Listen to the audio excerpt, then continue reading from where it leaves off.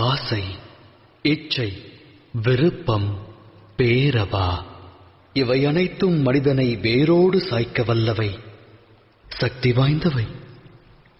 மனித வாழ்வில் அடங்கியது யாதென எவரேனும் வினவினால் அதற்கான தம் விடை யாது? சற்றே சிந்தியுங்கள். ஆழ்மனதிடம் இவ்வினா எழுப்பினால் அது அக்ஷர லட்சணமாய் கூறும் ஆசை என்று. ஆசை யாரை விடும்?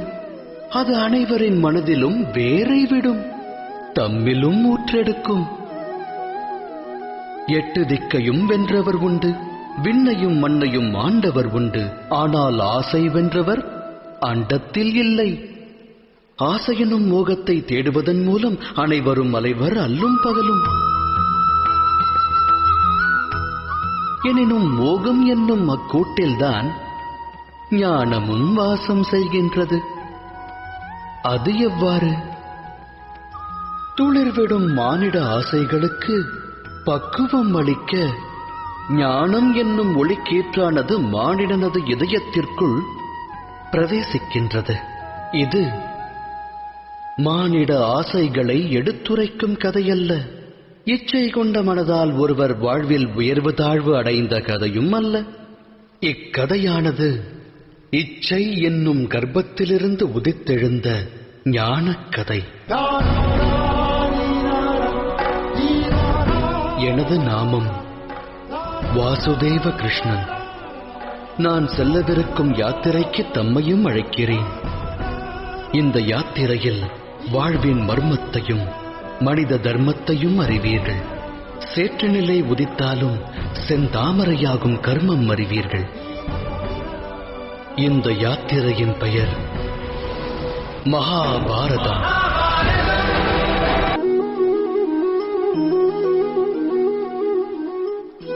சந்ததியினர் சந்தோஷமாய் வாழ வேண்டும் என்பதே அகிலத்து பெற்றோர் அனைவரது அகத்திலும் உள்ள ஆசை. தம்மால் இவ்வுலகில் பிறந்த அவர்கள் அவரவர் கர்ம வினைப்படி எதிர்காலத்தை வரவேற்று எதிர்கொள்கின்றனர். வருங்காலம் நல்முறையில் அமைய வரும் ஒரு காலம் என வேண்டாதாரும் உண்டா? எனினும் சுகம் மற்றும் பாதுகாப்பு இவ்விரண்டும் அகிலத்தாரின் கர்மாவோடு தொடர்புடையதல்லவா?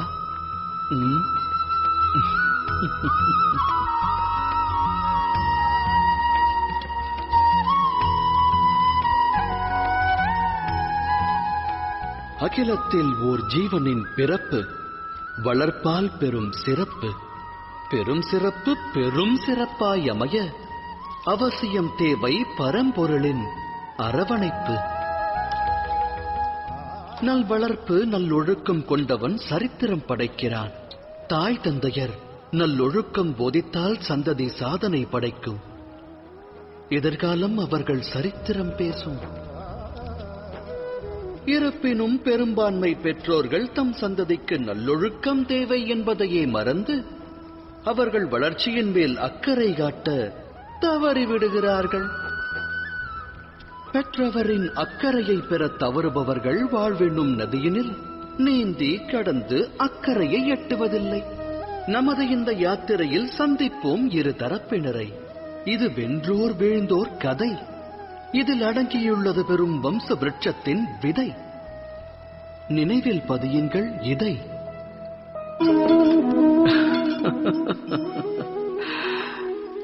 நிகழும் வாழ்வின் நிகழ்வு சிலரின் சிந்தனைகளை இதுபோல் சிதைத்து விடலாம். சிதைந்த சிந்தனை சிலரின் மனதில் வன்மத்தை விதைத்து விடலாம். ஆனால் எதிர்காலம் மனிதனின் சிதைந்த சிந்தனைக்கு வழிவகுக்குமா? நடவாது. ஒருவன் உயர்ந்த ஓர் மலை சிகரத்தின் அடியில் நின்று அதன் உச்சியை அடைய முடியும் என்று நினைப்பதால் மட்டும் அவன் மன எண்ணம் நிறைவேறுமா? இயலாது. முயற்சி வேண்டும். மலையின் சிகரத்தை அடைய முயற்சிக்கையில் தடைகள் உருவாகலாம். உருவாகும் தடைகளை உடைத்தெறிய தன் சக்தியையும் யுக்தியையும் பயன்படுத்தி உச்சியை அடைய வேண்டும். சூழலுக்கேற்ப வாழ பழக வேண்டும். வன்மம் அவன் மனதில் விருட்சமாக எழுந்தால் லட்சியத்தை எட்ட நிச்சயம் முடியாது. இறைவனை மனதில் நிறுத்தி எதையும் தொடங்க வேண்டும். இது அனைவரின் வாழ்விற்குமான அறிவுரை அல்லவா? சத்திய நெறியில் வாழ்வதை விட்டு இருள் பற்றிய வழியில் பற்றுதல் கொண்டால் மனிதனின் வாழ்வு அதன் பிறகு வெற்று புள்ளியாகும். அதோடு முற்றுப்புள்ளியாகும். வாழ்வில் அனுபவம் கற்றுத்தரும் பாடம் இது. அப்படியென்றால் வாழ்வின் பாதை எதுவாக வேண்டும்? அமைதியும் நிம்மதியும் மற்ற இருளான பாதையா, இல்லை ஒளி பொருந்திய இறைவனின் மார்க்கமா? சிந்தித்து தேர்ந்தெடுங்கள்.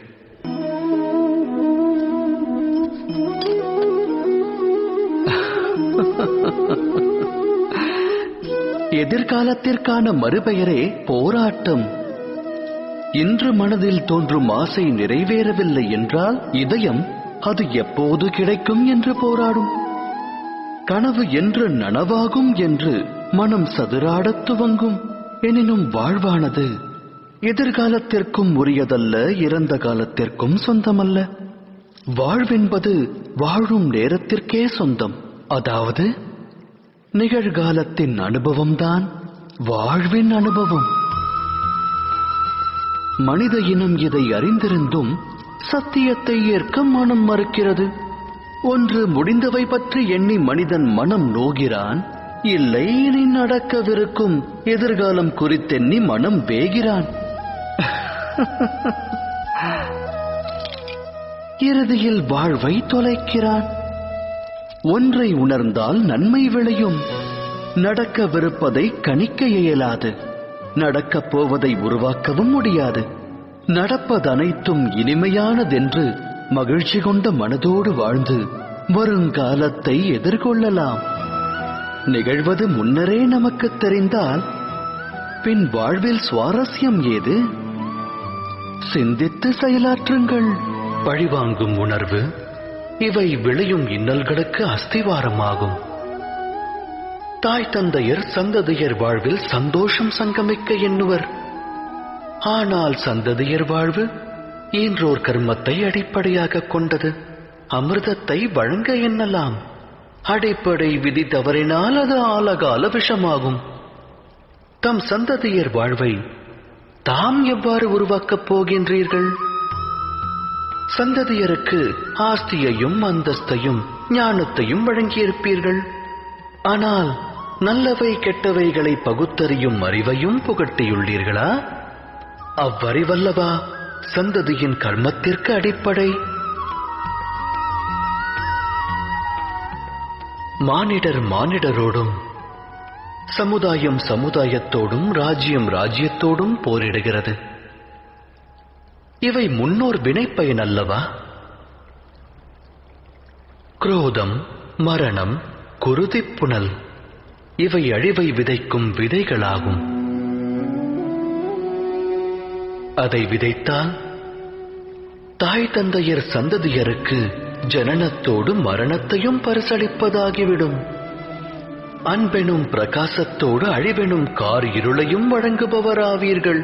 வழங்கிய இருள் அவனது வாழ்வையும் பீடிக்குமேயானால் அவனது சந்ததியினருக்கும் அப்பரிசையே அவன் வழங்குவான் அல்லவா?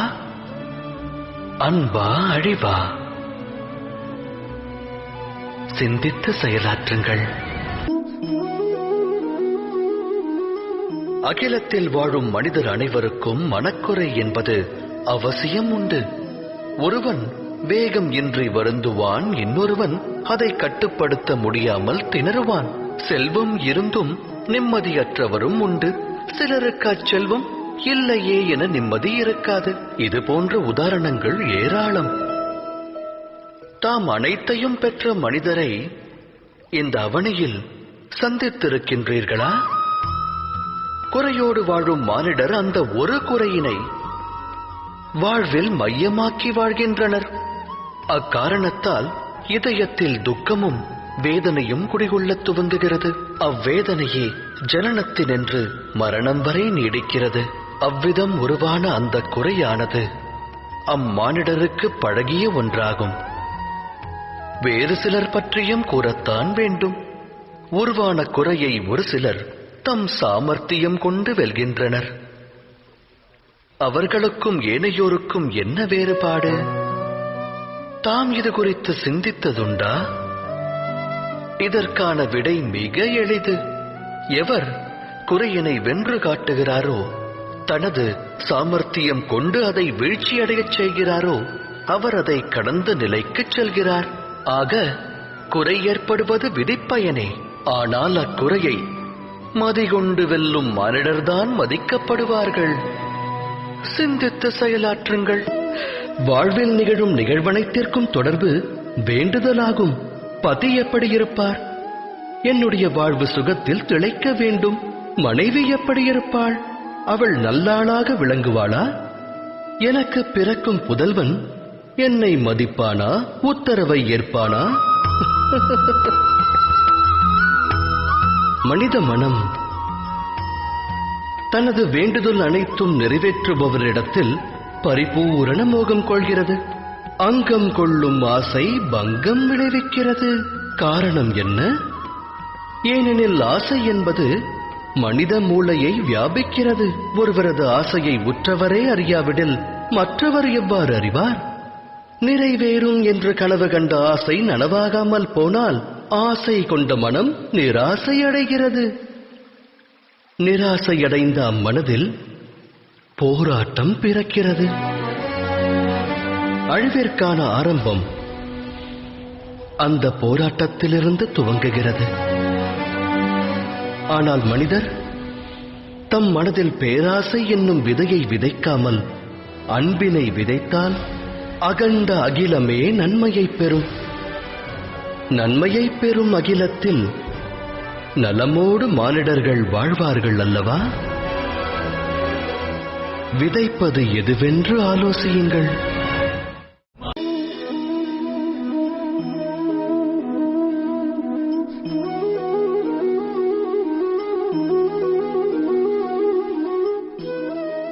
வாழ்வின் ஒவ்வொரு கட்டத்திலும் முடிவெடுக்கும் தருணம் உருவாகிறது. நடக்க வேண்டிய நிகழ்வுகளுக்காக முடிவெடுக்க வேண்டியது அவசியமாகிறது. அந்த முடிவும் தன்னுடைய தன்மையை வெளிப்படுத்துகிறது.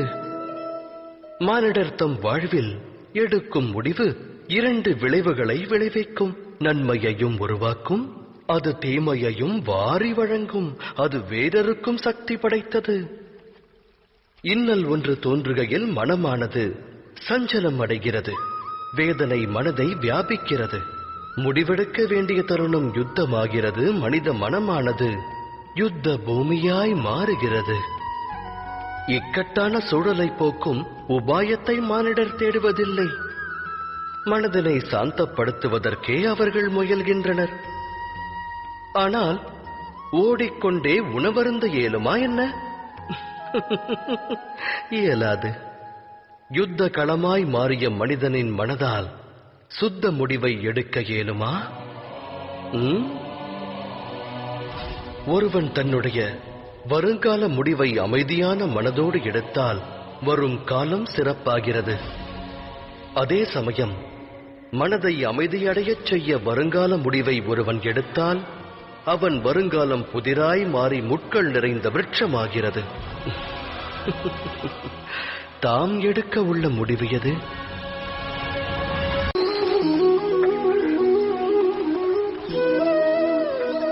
ஒரு முக்கிய கூற்று மனிதனுக்கு எக்காலத்திலும் புதிராகவே விளங்குகிறது.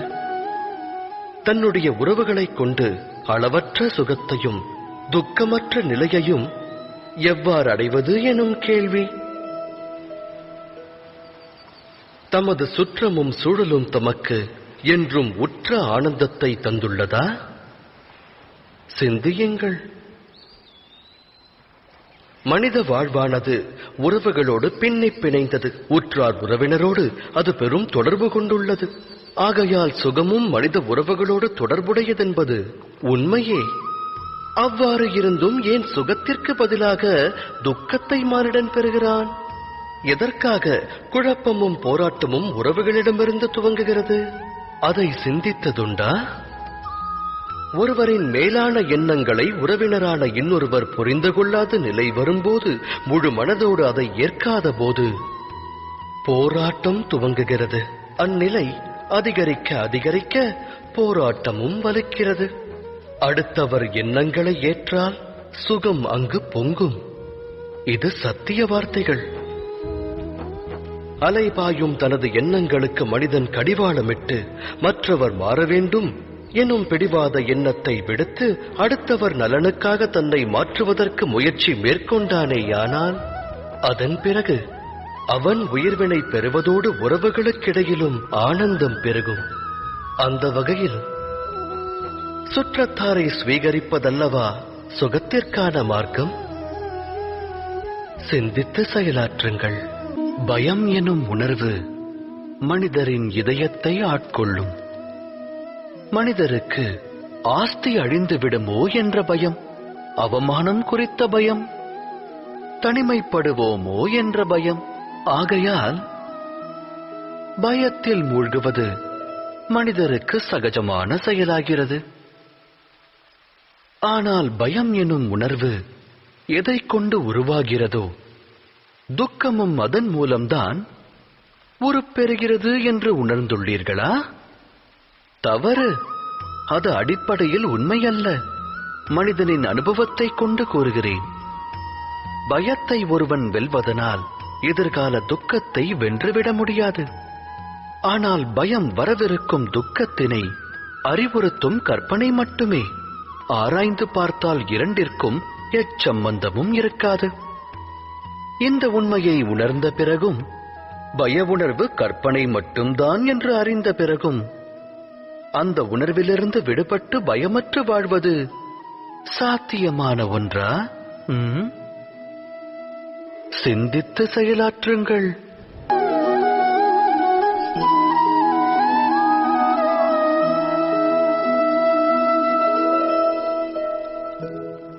நிகழும் நிகழ்வானது ஒருவருக்கு அநியாயமாக தோன்றினால் அது அம்மனிதரின் மனதை பெருமளவு பாதிக்கும். அகிலமே அம்மனிதருக்கு ஜென்ம விரோதியாக தோன்றும். அநியாயத்தின் பாதிப்பு எந்த அளவு பெருகுகிறதோ, ஒரு மனிதருடைய மனமும் அதே அளவு விரோதம் கொள்கிறது. நடந்த கொடும் நிகழ்விற்கு மனமானது நியாயம் வேண்டும். அவ்வேண்டுதல் தவறில்லை. அகிலத்தில் நிகழும் அநியாயங்கள் அனைத்திற்கும் பலனானது கிடைக்க வேண்டும், நியாயமானது பிறக்க வேண்டும். ஆனால் நியாயம் என்பதன் பொருள் என்ன? நியாயத்தின் அர்த்தம் என்ன?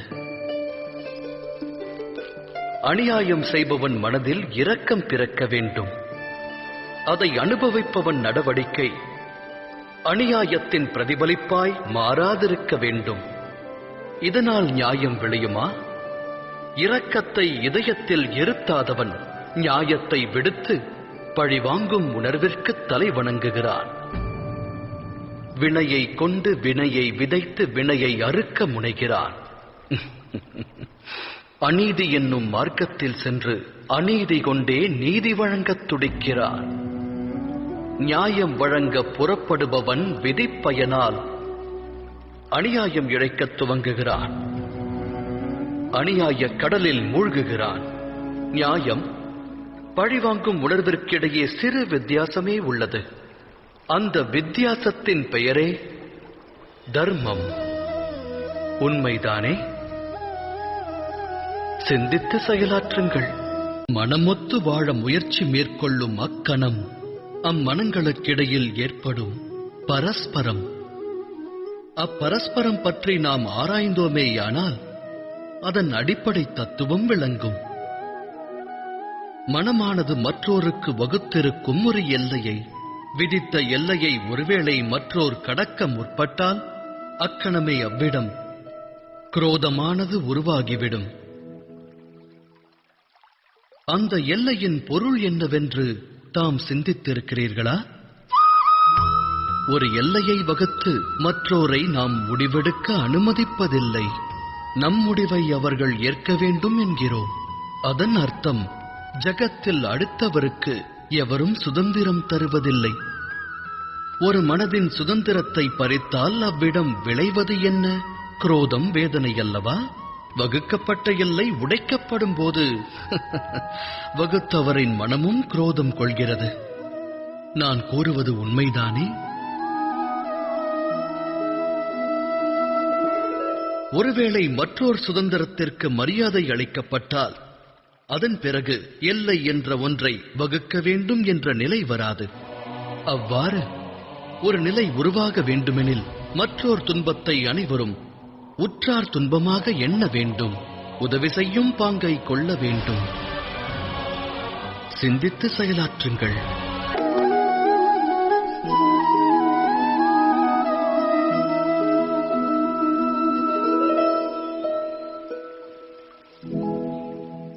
முடிவெடுக்கும் சமயத்தில் அனைவரும் சில அந்நிய சக்திகளுடைய ஆட்கொள்ளுதலுக்கு ஆளாக வேண்டிய நிலை ஏற்படுகிறது. வாழ்வில் இன்று எடுக்கப்படும் முடிவானது வருங்கால விளைவினை நிர்ணயிப்பதாகும். அப்படியென்றால் நம்முடைய வருங்காலம் பிற சக்திகளின் தாக்கத்தால், மற்றவரின் விருப்பத்தால் அமைய வேண்டுமா? நம்முடைய பரிபூரண வாழ்வும் மற்றவரால் வழிநடத்தப்படுமாயின் வாழ்வின் விளைவு என்னாகும்? பரந்த உலகத்தில் ஒவ்வொருவருக்கென்று தனித்துவமான ஒவ்வொரு விருப்பம் இருக்கும். ஆலயத்தில் வழிபடும் பக்தன் தானம் தா என்று வேண்டுவான். அருகில் நிற்கும் கள்வனோ தான் களவாடுவதற்கு நல் வாய்ப்பை தா என்று வேண்டுவான். தர்மம் வியாபித்த மனதானது நல் வழியை காண்பிக்கும். அதர்மம் வியாபித்த மனதோ தவறான பாதையில்தான் இட்டுச் செல்லும். இறைவனிடத்தில் ஒருவன் சரணாகதி அடைந்தால் அவனுக்கு சுகம் என்னும் பிராப்தம் கிடைக்கிறது. சரணடைந்து அச்சுகத்தை பெற வேண்டுமாயின் அவனுடைய மனதில் தர்மமானது வியாபிக்க வேண்டும். எனில் இறைவனை மனதில் நிறுத்தி ஒரு முடிவினை எடுப்பதற்கு முன்பாக அனைவரும் மனதில் தர்மத்தை ஸ்தாபிக்க வேண்டியது அவசியம் அன்றோ? சிந்தித்து செயலாற்றுங்கள். ஈன்றவன் தன் புதல்வர்கள் சுகமாக வாழ வேண்டும் என்றே எண்ணுவான். அவர்களின் எதிர்காலம் நல் முறையில் அமைய வேண்டுவான். அக்காரணத்தினால் தன் சந்ததியினருடைய எதிர்கால வாழ்வினை தானே நிச்சயிக்க வேண்டும் என்று தீர்மானம் கொள்வான். தந்தை எந்த பாதையை கடந்து வந்தானோ, எந்த பாதையில் கரடுமுரடான கற்களை கண்டானோ, தான் விழுந்தெழுந்து நடந்து வந்த மார்க்கம் எதுவோ அந்த மார்க்கத்தில் தான் மகனும் நடக்க வேண்டும் என்று வாரிசை ஈன்ற தந்தை எண்ணுவான். அது தவறல்ல, உத்தம எண்ணமாகும். எனினும் 3 விஷயங்களை குறித்து சிந்திப்பதற்கு அனைவரும் மறந்து விடுகின்றனர். அவை யாவை? முதலாவது, மார்க்கம் என்பது காலத்திற்கேற்ப மாறாதா? அந்த மாற்றத்தினால் மார்க்கத்தில் புது விளைவுகள் ஏற்படாதா? அவ்வாறு இருக்க கடந்து வந்த மார்க்கமானது நிகழ்காலத்திற்கு ஏற்றதாகுமா? இரண்டாவது விஷயம், பெற்றோர்களுக்கு சந்ததியினர் முக்கியமானவர்களா? ஆம், நல்லொழுக்கத்தை அவர்களுக்கு வழங்குவது இன்றவரின் கடமை. ஆனால் வாழ்வில் துணை எல்லாம் வல்ல இறைவனே ஆவான். அவ்வாறு இருக்க தந்தைக்கு எவ்வழியில் வெற்றி கிட்டியதோ அதே வழியில் செல்வதால் பிள்ளைக்கும் வாழ்வில் வெற்றியானது கிடைத்து விடுமா? இறைவனே அறிவான். மூன்றாவது விஷயம், தடைகளை கடக்கும் அனுபவம் வாழ்வுக்கு நன்மையை தரும். வாழ்வை நல்வழிப்படுத்த அனுபவ பாடம் அவசியமாகும்.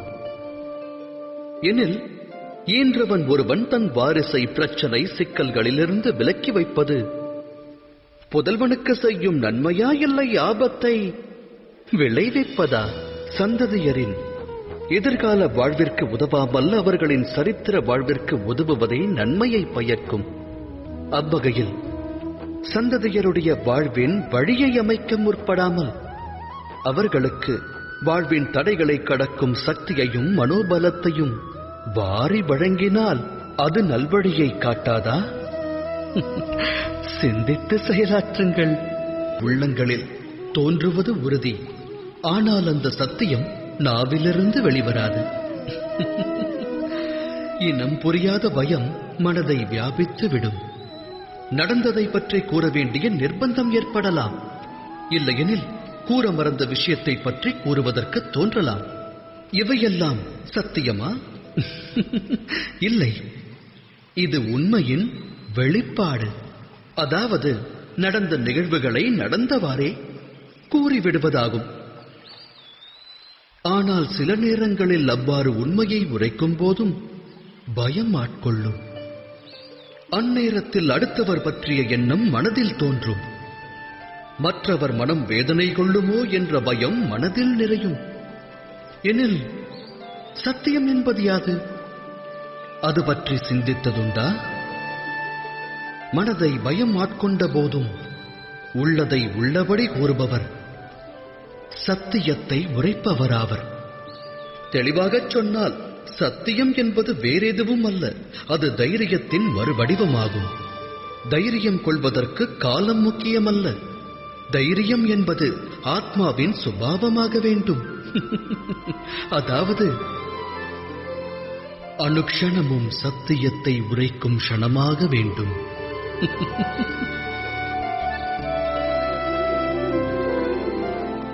சிந்தித்து செயலாற்றுங்கள். சுபத்திரை, மனிதர்கள் எப்போதும் தம்முடைய புத்தி மற்றும் சூழ்நிலையைக் கொண்டே அர்த்தத்தை உணர்கிறார்கள். மழை பொழிவை கண்டு மயில் நடனமாடும் சாதக பட்சிகளோ வேதனை கொள்ளும். கூறும் வார்த்தையின் உண்மையான அர்த்தத்தை புத்திமான் ஒருவனே சரியாக புரிந்து கொள்கிறார்.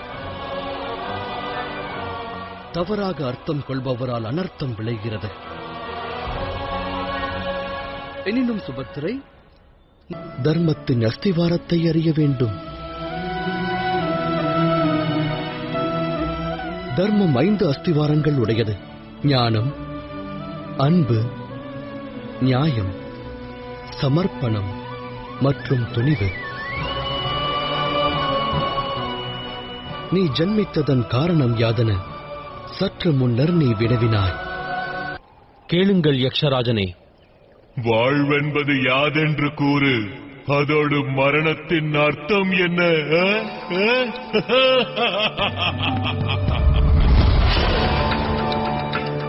இது பற்றி ரிக்வேதம் கூறுகிறது.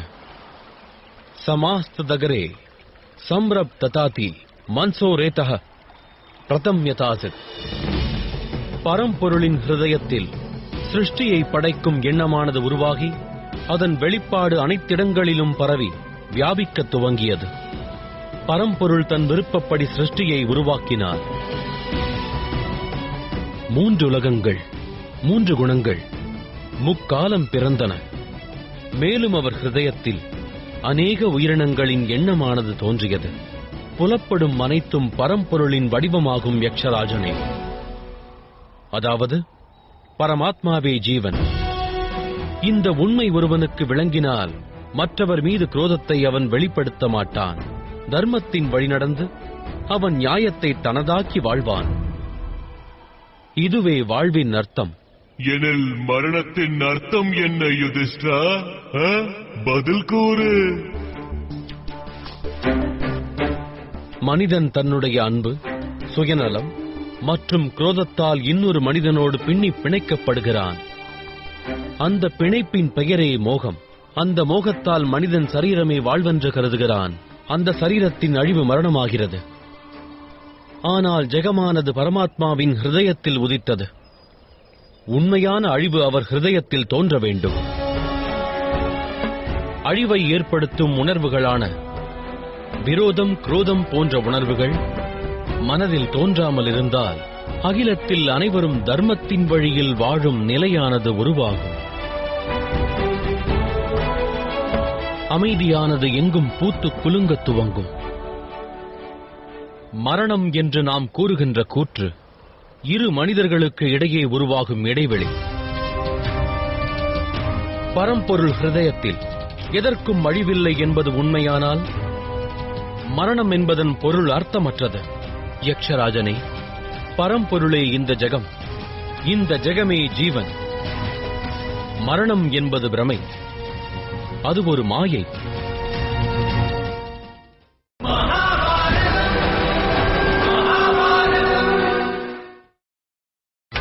நீங்கள் பார்த்துக் கொண்டிருப்பது உங்கள் விஜய். மரணம் என்பது பிரமை, அது ஒரு மாயை. அற்புதம் மகனே யுதிஷ்டா, உன்னிடம் கேட்கப்பட்ட கேள்விக்கு நீ சரியான பதிலளித்தாய். ஆகையினால் நான் உனக்கு அளித்த வாக்கின்படி உன்னுடைய 4 தம்பியரில் ஒருவனுக்கு உயிர் பிச்சை அளிக்கிறேன். ஒருவனுக்கு வெற்றி அல்லது தோல்வி இரண்டில் ஒன்று நிச்சயம். ஆனால் நான் நடத்துவது லீலை அல்லவா? லீலையின் அர்த்தத்தை தாம் அறிவீர்களா? அந்த நிலையில் வெற்றியின் மோகம் இருக்காது, தோல்வியின் பயமும் வியாபிக்காது. வாழ்வில் ஆனந்தம் ஒன்றைத் தவிர வேறு எதுவும் இருக்காது. என்னிடம் பொய்யுரைக்காதே கிருஷ்ணா. நீ இதுவரை பாண்டவர் வெற்றி பெற வேண்டும் என்று மோகம் கொண்டதில்லை. இல்லை, எள்ளளவும் இல்லை. ஒரு பாத்திரத்தில் உணவிற்கான தானியம் நிரப்பப்படும் வேளையில் தானியங்கள் அதில் விழத் துவங்கும். ஒவ்வொரு தானியமும் அதற்கான ஸ்தானத்தில் நிலைக்கும். அந்த பாத்திரத்தில் எந்த தானியமானது மேல் உள்ளது, எது கீழ் உள்ளது என்ற பேதமானது தானியத்தில் இருக்காது. ஏனெனில் பாத்திரத்தில் உள்ள தானியம் அனைத்தும் இறுதியில் உணவாக வேண்டியதே.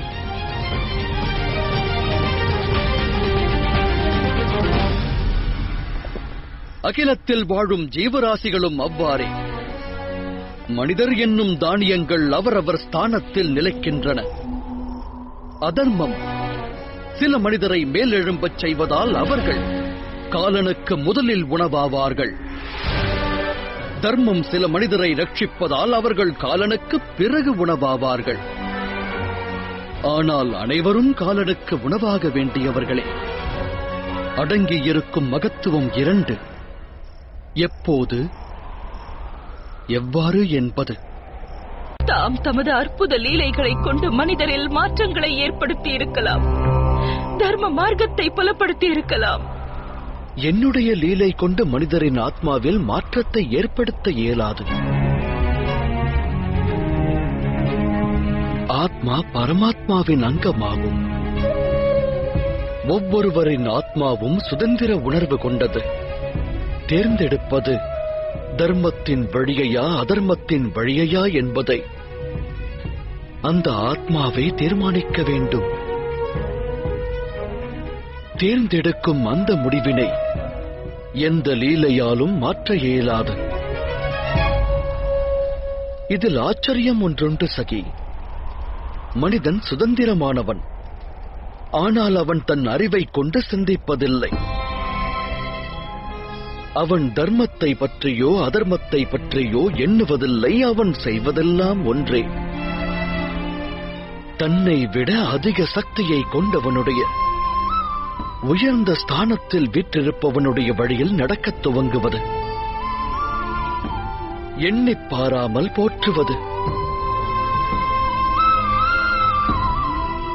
இது தந்தை மகனுக்கிடையில் நடக்கிறது. போற்றி புகழ் பாடுவது குரு சீடருக்கு இடையிலும் நடக்கிறது. அரசனின் புகழை பிரஜைகளும் பாடுகின்றனர். இதன் காரணத்தால் அரசனின் அதர்மச் செயல் பெருகும்போது அவன் பிரஜைகளின் அதர்மமும் தீவிரமாக அதிகரிக்கின்றது. அந்நிலை உருவாகும் வேளையில் ஒரு ராஜ்யத்தை ஆளும் அரசனுடைய ஹிருதயத்தை ஆட்கொள்வது பேராசை என்னும் எண்ணமாகும். அன்பும் தியாகமும் நிலைக்க வேண்டிய இடத்தில் லோபம் மற்றும் மோகம் அதிகரிக்கத் துவங்குகின்றது. ராஜ்யம் ஆளும் அரசன் அதர்ம வழியில் செல்வதைக் காணும் அந்நாட்டு பிரஜைகள் தாமும் அதர்ம வழியை தேர்ந்தெடுக்கத் துவங்குகின்றனர். எண்ணிப்பார் திரௌபதி,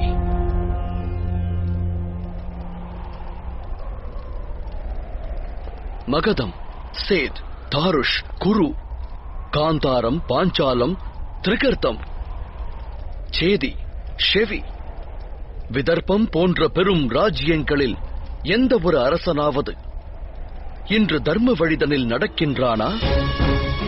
தன்னுடைய பிரஜைகளுக்காக தர்ம காரியத்தை ஆற்றுகின்றானா? ஒருவர் கூட இல்லையே.